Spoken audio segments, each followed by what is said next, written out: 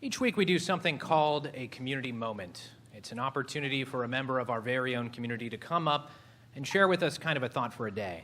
It could be anything, could be a book you've read, could be your own personal journey to three thought. The only restriction is that it must align with our core values and that it be 10 minutes or less. This week, our community moment presenters are Ken and Terry Ismert. They have been members of our community since the very beginning. They've been volunteers, an instrumental part of our group, and we are happy to welcome them up there for Terry's second ever community moment. Terry.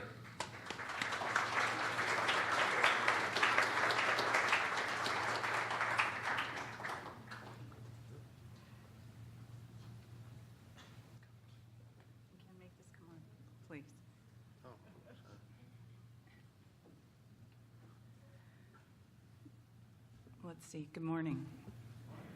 Hey. We are the Ismerts, Ken and Terry, and our guest artists from Austin, Verena and Alexis, from here. We thought that with our illustrious main speaker, Harvey hero, Jeff Lindner, we would set the tone with a lighthearted, comic, group participation rendition of our Harvey experience. We all know that everyone has a Harvey story. And to honor that, we ask that you chime in. When we go, whoop, whoop, make animal sounds. Scream dog. And meow. And especially when we sing, Three Guinea Pigs.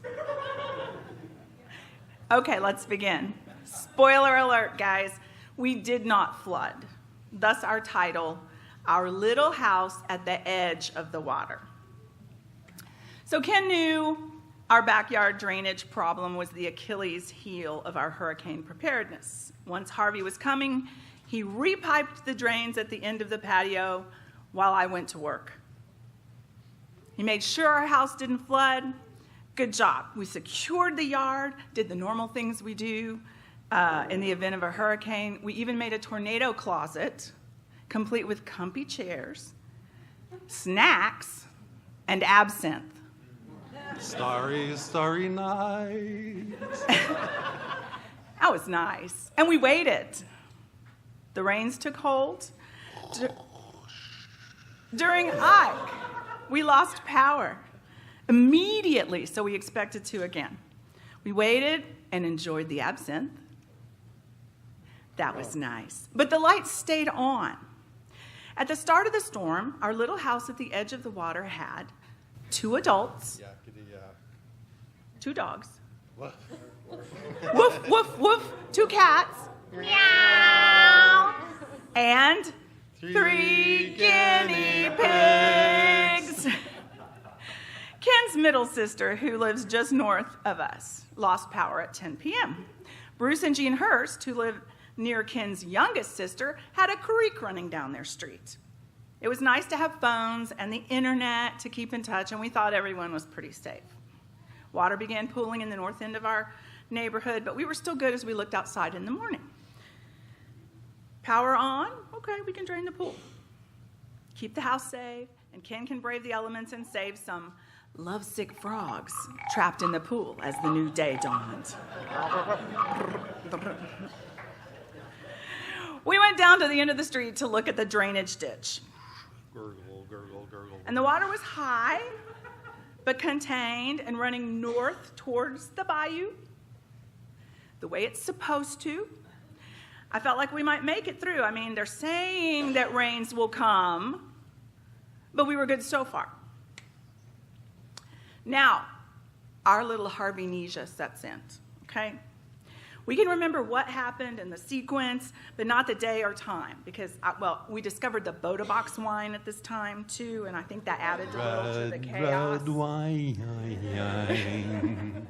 So the rains continue, and a staging area for the water rescue was just a couple of streets away from our house, in the north side of the neighborhood. Big trucks, boats, people were starting to arrive. Ken's sister was told by Ingrid, the firewoman. Where's Ingrid? Oh, Ingrid. If you want to evacuate, you need to wait down the corner within 20 minutes because the reservoir was going to be released and the neighborhood was going to flood. She wasn't really German, but since we have a German, we thought we'd make it kind of cool, okay? So they called us using the last bit of battery they had on their phone. They waited out with the neighbors, kids, dogs, in a raft with the adults on side, and the current was really, really strong, and the water was getting high in some parts, waist high in some parts. So we met them just a few streets away from our house, brought them home, dried them off, and fed them.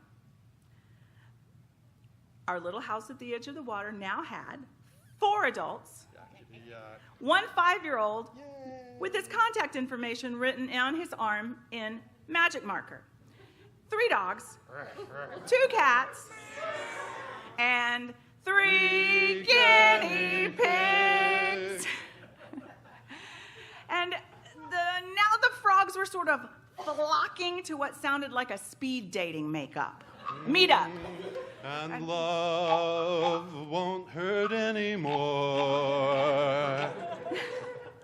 Anybody that heard the frogs, you know this is true, right? It was awful. So our friends and, reservoir release begins, night falls, and we wait.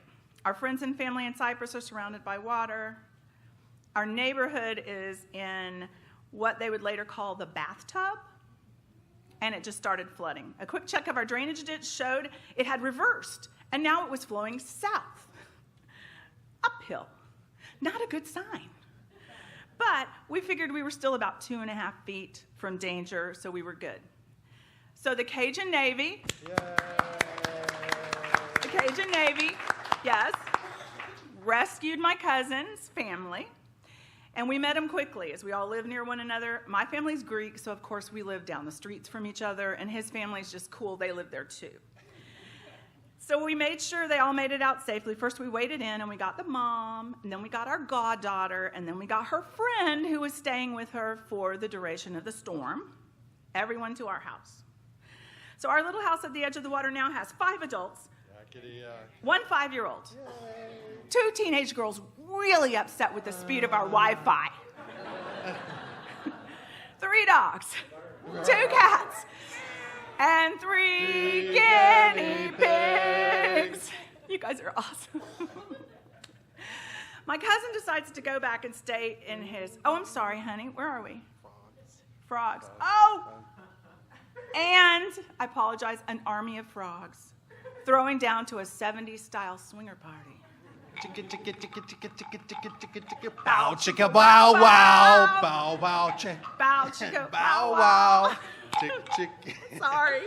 My cousin decides to go back and stay in his house over the next night and calls us early in the morning. I'm coming out, he says. Meet me in the staging area at the edge of the water. I meet him. He hands me 2 wet, growling pillowcases, puts his dogs in my car, and he says he's going back in to protect his house. At this moment, I know he's crazy. Okay, he did get into an airboat with a very attractive, drawn by Disney airboat driver. I swear he had a little star on his tooth, and I was like, oh, okay, all right, going back in there. And he goes, he'll be fine. I'm like, okay, fine, go. So now our little house at the edge of the water now has 5 adults, 1 5-year-old, 2 teenage girls showing social media withdrawal symptoms, 5 dogs, including 2 German shepherds, 4 cats, 2 really wet ones from bags,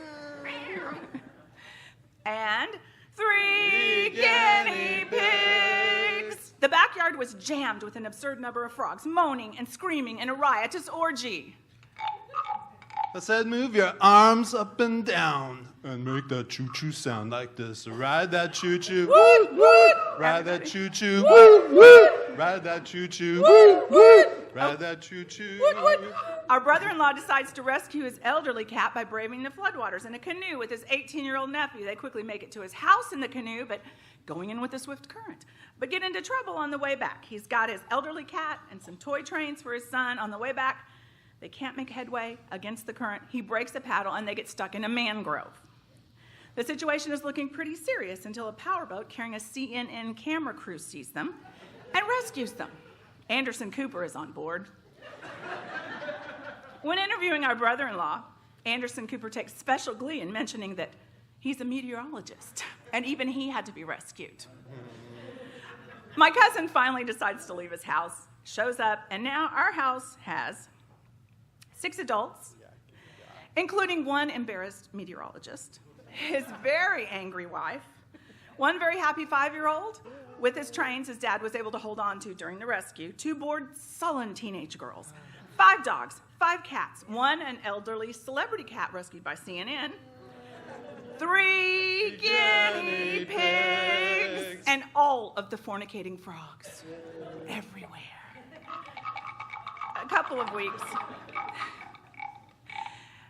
with all that fun aside, a couple of weeks into the Harvey water, and when it was just starting to subside, we were beginning to be able to travel north to south. We finally made it to Oasis, and Bruce and Jean Hurst were there, and we were happy to see our friends and trade our stories. Bruce said, "Oh, we all look pretty bad, especially you two." I think we all need to take a break. Do you guys want to go to Kima and decompress for a little while? Go have lunch and unwind. So we did. A group of us went, and we had a really good time. Lunch, we walked around, chatted, enjoyed the sunshine, and decompressed. We will always be grateful to our Oasis family for that, and for that afternoon. It made living in that little house at the edge of the water a little bit better that day. But you ask, how did it turn out? Well, everyone's gotten their home fixed. They're all back home, thankfully. Our goddaughter started her senior year of high school. And thanks to her and to Harvey, we now have faster internet. Much, much faster internet. Thank you.